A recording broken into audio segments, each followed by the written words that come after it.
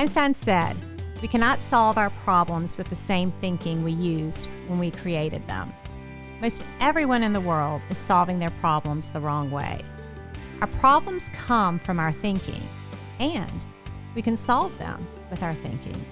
So, whether you're at your lowest, just trying to grow, or whether you are trying to sustain growth over your lifetime, join us as we push the boundaries of our current thinking and redefine how we find solutions. The hope and the strength and the love and the smiles and the laughter of friends and family. Add it up, you'll find no limit to the possibility. Like, that sounds so cheesy. It does, though. It just does. Like, I think about it all the time, which sounds so obnoxious, but I'm like, why do I love my life so much? Like, I think it's journaling. Yeah. I think it's why. Well, I really do. It's just that connection. And so, and, you know, my clients, like we talk about, that's my whole brand is that, you know, I would say that's your soul shine. That's that highest, best self. That's that you're checking in with what you value and what you want in life and what has meaning to you. And it gives you an opportunity to just do that. So anyway, I love that about you. And I love that about your program and how you introduced me to that in this particular area. All right. I love that you're reflecting that back to me because I'm like, oh, wow, I'm going to make a podcast episode. I'm like, I don't know, 200 something episodes. And I don't know if I've ever made a podcast episode about journaling, even though it's a huge part of my practice. Isn't that funny? Yeah. So in the Soulshine Labs membership that I have, like it's a 5-part process. And this is something Laura and I both worked on when we were in our business mastermind, like identifying your own unique process. And so my 5-step process is stop, look, listen, evaluate, and pivot. So that journaling kind of comes in that stop, look, listen area, but also the evaluation, you know, it by hand. But it was funny because our new members that joined in our January group, one of them said, "Hey, are there any good resources on listening?" I'm thinking that's step 3 in my process. And I looked through 5 years in my Thinkific portal, my member portal of classes. I'm like, I have never done a class on listening. I did do a TEDx thing on listening years ago. So I'm like, isn't that funny? So like you saying, out of 200 plus podcasts, I haven't done it on journaling. We're like so close to it, right? Yeah. Like we're so close to it. So that's so good. Ooh, I love that. I love that stop, look, listen, evaluate, pivot. That's cool. Yeah. You can steal it. You could use it. I know, because we always talk about the pause. And I'm like, you can't just pause. That's like, we used to call that, I don't know if y'all called this, because she did live in California for a while. We would call that a California roll at a stop sign. Do y'all call it that? Yeah. Well, because I lived in California for a really long time. Yep, totally. It's a real thing. In Georgia, that's I know, and it's not really a thing. It's not really a thing here in Colorado. And my husband's like, Laura, you cannot drive like that. Like, you can't drive like that here. I'm like, well, in Georgia, change. Maybe it's because we're slow, you know. It's like in Georgia, we're like, oh, that California roll. I even was pulled over one time, and the police officer said, "You can't do that California roll here."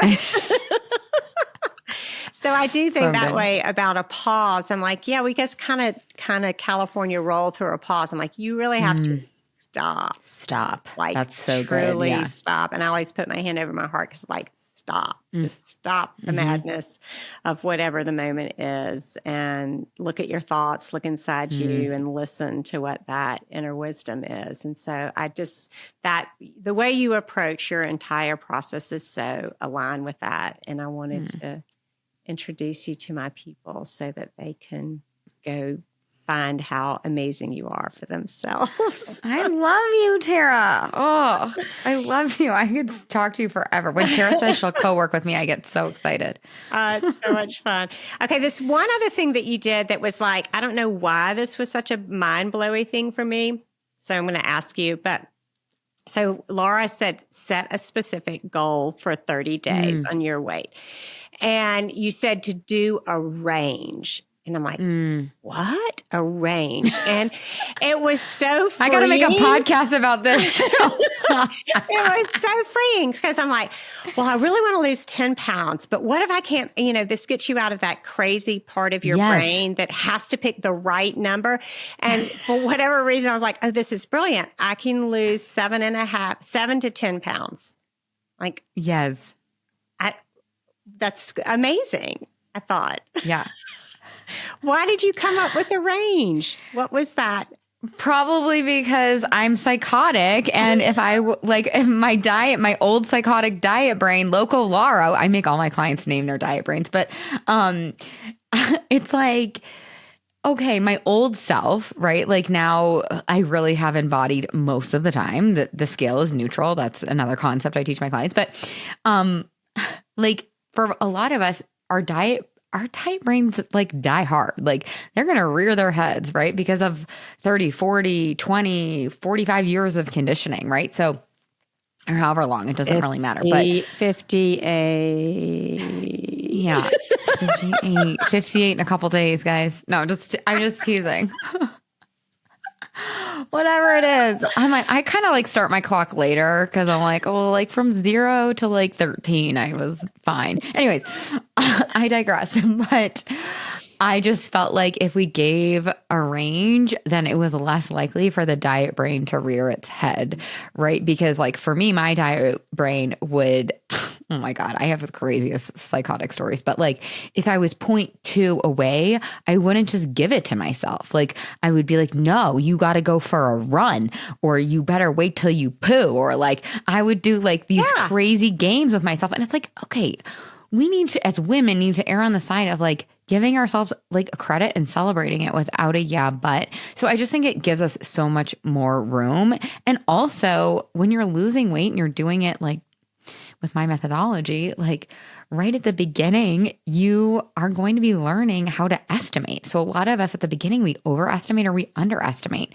And there are things that are out of our control. There really genuinely are. Like, for example, maybe you get your period like 2 times in a month, and that can screw up. Like that can screw up the water weight and inflammation. And I mean, don't get me started, but there's so many other factors at play.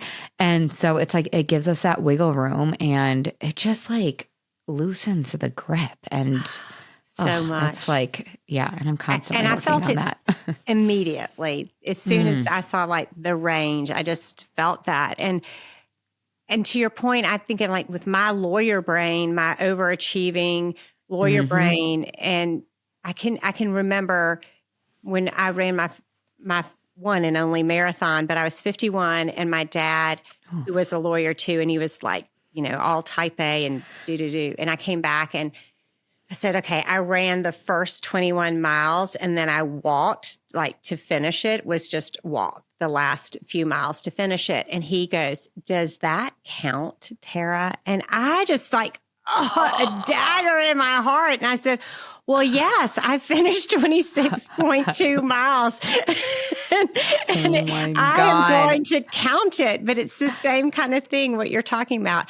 Oh, I'm 0.2 away from my goal. Does it count? And I hear women say that in so many different areas of their life all the time. It counts, babes. It counts. It counts. Give yourself. Yeah, that is a great question to like never ask again. Yeah. Like, does it count? Instead, like, how does it count? I just took a small group of women through a challenge, and they did such a good job of like celebrating their accomplishments and not butting themselves, even though you could see the like old habit kind of coming up. They wanted to be like, yeah, but you know what? No, I'm going to celebrate it. And if we can step more into that, I think we'll just feel better. And I also think what we do too is even if we hit the goal, we don't even stop to celebrate it. We now have already set the next goal. It's like we don't even give ourselves that pause or that stop, to your point. Like we really need to stop and be like, yes, I did it, and relish it. That's why my clients get so mad at me, but we oversell. We have this like concept in the Yummy Mummy, and you probably have something similar too, but like we really over celebrate. My clients get so annoyed because it's like actually kind of uncomfortable for It's them. uncomfortable for them. We just did it today on our Friday class with Soulshine Labs. It's like we always list 25 things that are working in your life, and then 5 things aren't, and 3 things you're going to do differently every week. So it keeps you I'm in. obsessed. It's so great because it keeps you like out of that negativity bias. You have to you have to feel it. And I started doing this when we were at St. Jude with Brennan. I'm like, okay, I needed to have more things working in my life, especially when you're relapsing upon relapsing. And I was like, and it was something I kind of adapted from Thich Nhat Hanh. And so I just sit there, okay, what's working? The machines are working. The nurses were, I mean, the bed and the uncomfortable bed in the hospital room, which is a sofa, is working. They're bringing me sheets. You know, you just kind of go through all of those things to help you feel like you are supported by bigger things in life. And so, you know, anyway, so we were doing that. And I said, okay, who wants to celebrate? And it's always crickets. And, you know, you have to kind of like, it's almost like prying something out of a toddler's hand that they're like holding on. You're like, wait a second. When we celebrate, we are changing. We're changing the conversation. We are freeing the moms. This celebration is a part of that, I think. So important. Yeah, I totally agree. And it's like, it's kind of basic, but it's like what you're doing with your clients. I mean, I love that, Tara. That's so cool. It's like your brain out of the box is hardwired. It's not really hardwired. It's like it is. It's a negativity feels bias. hardwired. It right? is hardwired for like, danger, right? To see what's not, totally. You know, like it is. That's how we've evolved. That's why we are alive here, because of that negativity bias. It's a real thing. Totally. And what you're doing is like making them create a positivity bias, because then that's like your natural kind of default. Like, wait, what is going right? Like, what is working? I just love that. Yeah, it's so good. We can just upgrade that software. I want to ask you a question about how just being a mom, loving being a mom, you left corporate America, you started a coaching business, you are obsessed with being a mom, with being a wife, with having fun, and obsessed with making money and having a very successful coaching business. And I think this is another way that we free the moms, is this financial independence, or, you know, kind of having fun and having to really redesign. I think both you and I had a similar experience, and you're working in the, you know, medical sales field. I'm working in the law, but those are designed for, you know, a specific, like, we need your time. We need you to show up. You have to be here, here, here. And as you have a family, it is hard to show up in that way, because it wasn't designed for you to have a family and do all the things. And so I have found great success in leaving the law and challenging myself to say, how can I design a career that truly is a lifestyle career that allows me to be the caregiver. I want to be the mother, the wife, the daughter, all those things, but also allows me to be as successful, if not more successful, than I was in that other career. And I think you have done a great job at this. I think you are a leader in our coaching world in this. And I just want you to talk a little bit about, you know, what your thoughts and philosophies and, you know, are behind that. Oh, well, I've struggled through it for sure. Right? Like I'm not the perfect person to ask, but it's another one of those things. It's a practice. Yeah. But I'm learning, and that's the great thing about coaching and like being in a container like Tara's, is you catch the unintentional crap that happens so fast.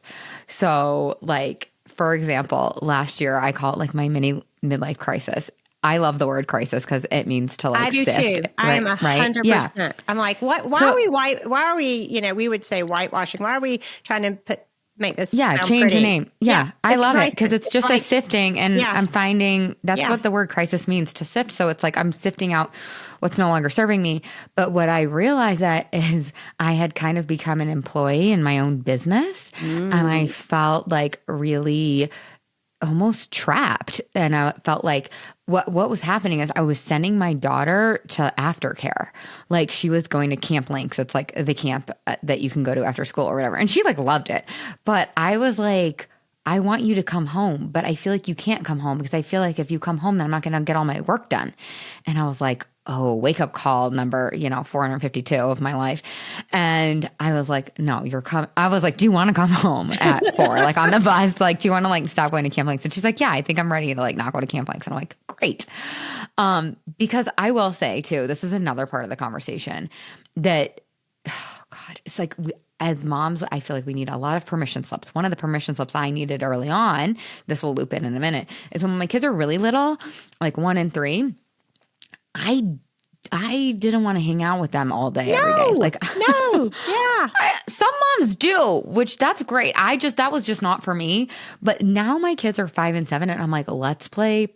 We have like this arcade basketball, Pop-A-Shot. Like, I love that. I love Uno. Like, I love it so much. Anyway, so I'm like, come home at 4. But then I had the internal struggle of like, oh my God, I'm not working enough. And then I was like, hold up, wait a second, right? Like, this is not why I created my business. So it's been a real constant evolution. But I knew when I left corporate that I knew I wanted to be a mom. So I knew I wanted to set myself up as somebody that could like be there for my kids. Like I want to be able to go to the Valentine's Day party or whatever the things are. I don't want to be beholden to my job.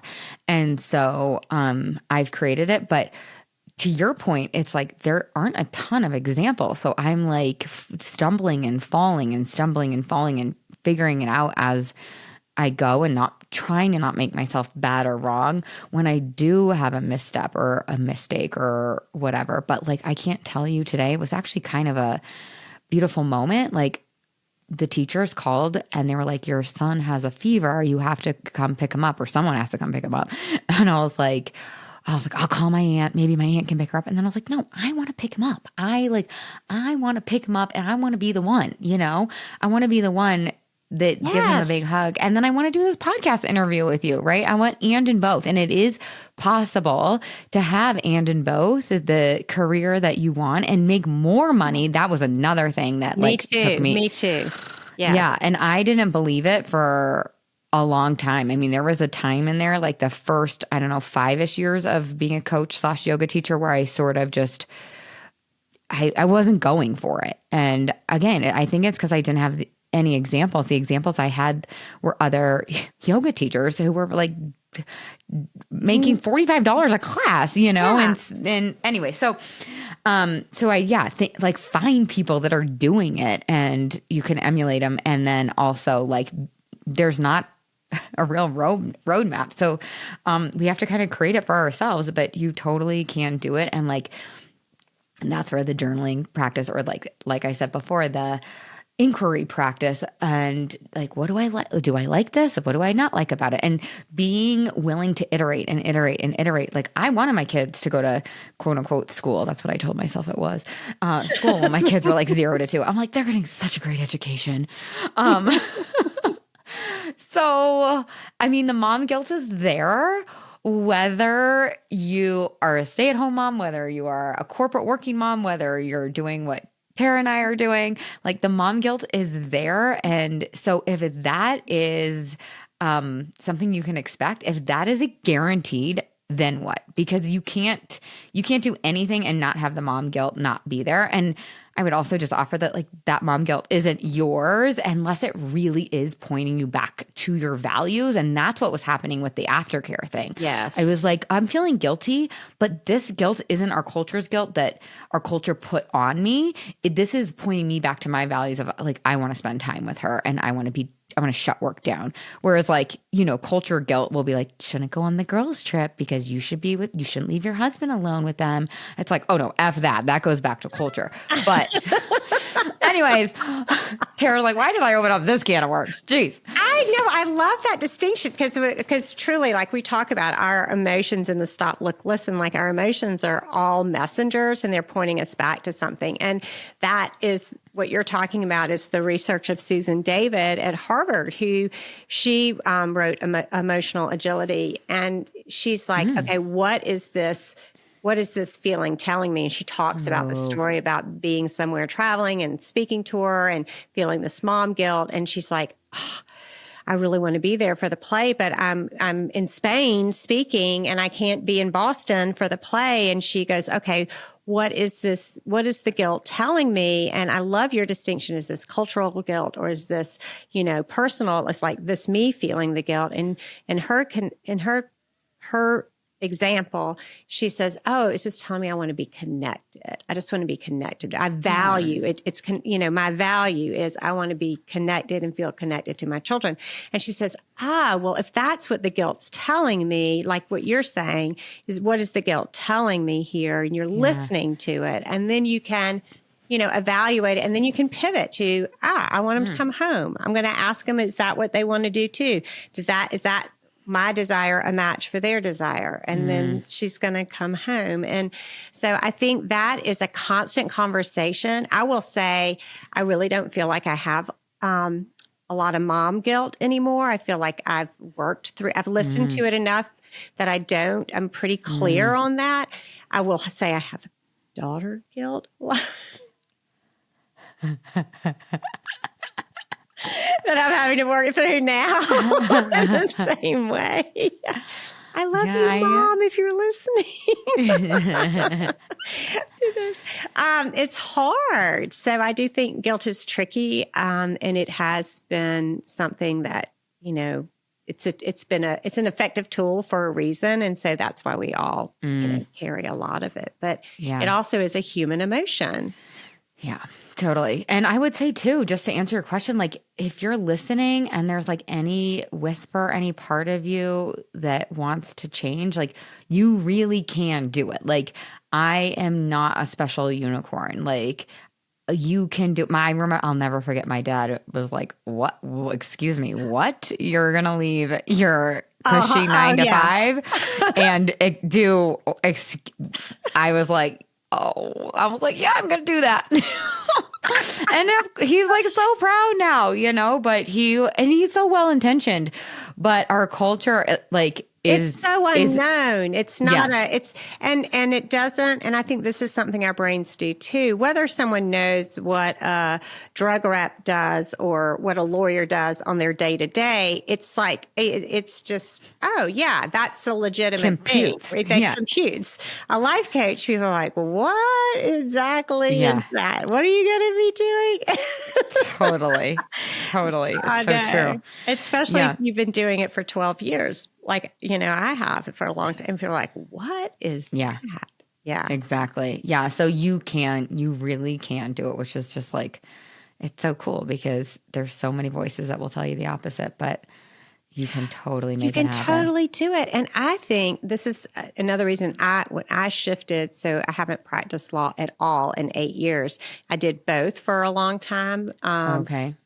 But when I did, my kids were in high school and I thought, I have no idea what the world is going to be like for them, what jobs are going to be like for them. And I'm going to figure this out for myself as a model for them that you can figure out whatever you want to. And I remember my college self who wanted to go dance professionally. And my parents like, well, okay, if you can figure it out, we'd love to pay for you to go to law school. If you can figure out how to get to Snowmass and then dance wherever and then get back to New York. And I could not figure it out. My 22-year-old self could not figure it out. And so there was some gift in my 48, 49-year-old self figuring this out that I'm like, I can always go back to the practice of law, but I wanted to figure it out for her, for that younger version of me. And I also wanted to be an example for my kids that you can create anything. And I think now, at the time, I didn't know like what AI would do to our world. And, I've got kids graduating from college now. And so they're thinking, I'm like, you need to be thinking about a job that isn't going to be replaced. Totally. Like, this needs to be part of your conversation. So anyway, it's just it's always it's so interesting. fascinating. I mean, and going back to the beginning of like, I didn't want my daughter to inherit this like screwed up relationship with body and food. And same thing. Like we just did, I know you just had an amazing retreat. We just did an amazing retreat. And she did with all the coaches social retreat. Oh, no. Well, I was going to say the Yummy Mommy. There was a Yummy Mommy retreat that was in Boulder that was near my home. And so I had my husband like bring my kids just to like stop by, just so Luna and Phoenix can like see, their mom like works and their mom's created this, because that's another, like to your point, like that is an important part of my legacy, because I don't know how much we want to go into this, but like you said, my dream is to free the moms. And I think as moms, we can get trapped in motherhood. And I mean, my mom fell into that trap. Like she threw herself into motherhood, and now she's dealing with crazy mental health stuff because that was her only purpose. And she doesn't have it anymore because like we're old. Yeah. And so I really I told her, I was like, Mom, you got to come on my podcast. We have to do a cautionary tale to the other moms. We have to tell them that and in both, like motherhood and pickleball, motherhood and coaching, motherhood and I don't know. You know? Yes, you have to have more dimensions. And this is an area that I'm coaching on a lot right now with empty nesters. And I'm loving my clients that are coming to me before, like anticipating the nest. And they've been stay-at-home moms and their whole life. And they are seeing this on their horizon. And they really are trying to think it through ahead of time. And so I think the same conversation, it comes up, whether you've been a stay-at-home mom or you haven't been a stay-at-home mom. The fact that you're a mom, you have a job that you love, that is the best job in the world, but it also has an expiration date on it in the way that, so you have to figure that out. Yeah. I feel like it can't be the only purpose, even though like for my mom, it was so well-intentioned. Of course it is. And so, and what's so funny that as we're talking, it's like, I actually don't even know if I love the job of being a mom. I love my kids a lot and I love hanging out with them. I mean, now I'm starting to love motherhood before, but again, at the very beginning, I was like, I'm not sure I love this like motherhood. Now I think I'm like stepping into it more and more and more. But at the beginning, I was like, I do really love these kids. Like, I'm like, they're so cute and perfect and amazing. But I didn't like love motherhood.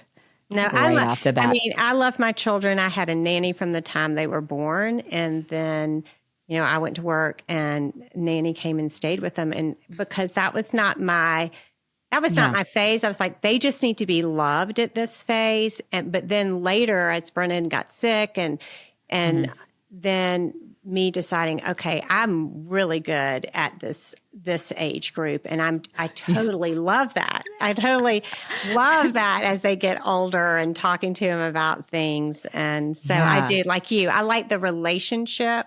It's the relationship. Same. Mm-hmm. Yeah. It's really so fun.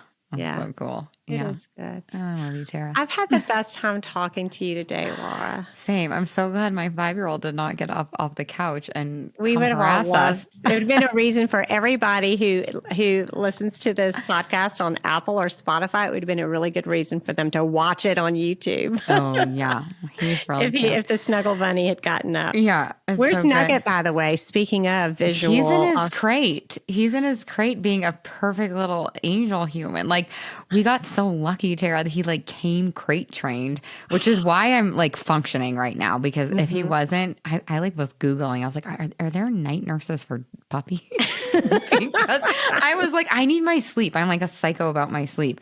But yeah, that's why I'm not totally dying without my husband and with 3 kids now. I'm going to call it 3. No, not really.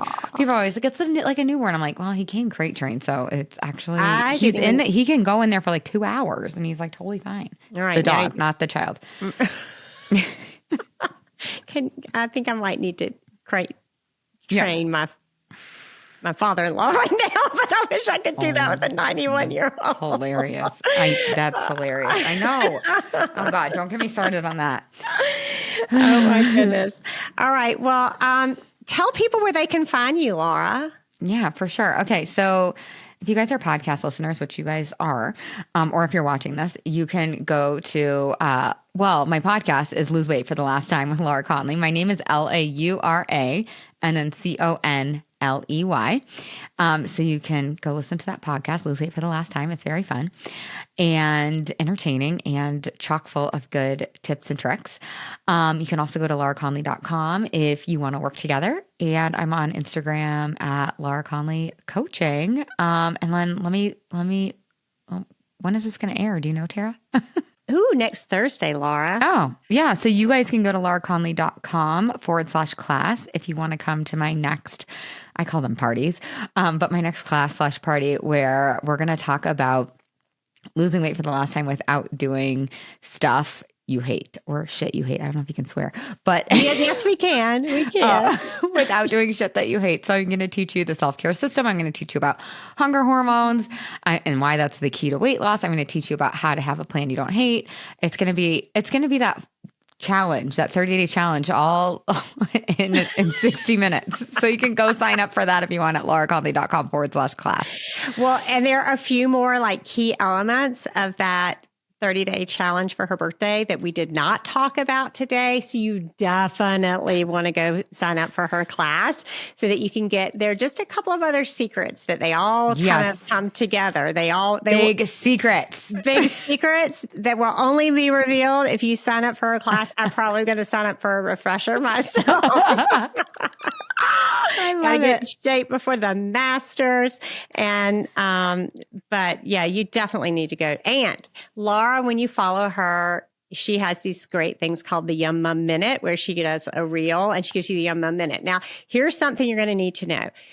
If you watch my reels and at Soul Shine Labs, if you watch my reels and then you watch Laura's, there's a speed difference. And so mine, very slow. There's a drawl involved.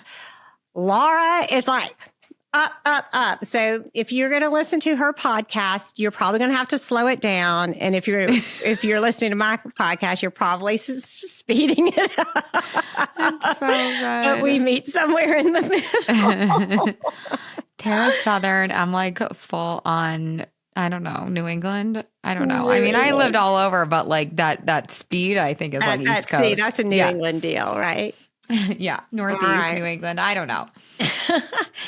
And if you're listening to this on March 6th, the doors to the Soul Shine Labs are going to be open until the 11th of March. So I really hope that you will think about joining us there and go to Tara Simkins, TaraSimkins.com, and you can sign up there.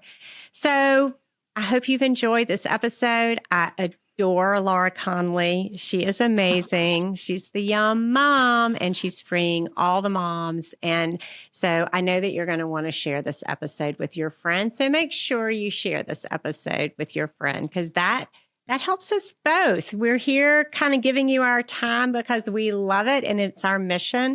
And we really do appreciate when you share our stuff with your friends. That's how we get the word out.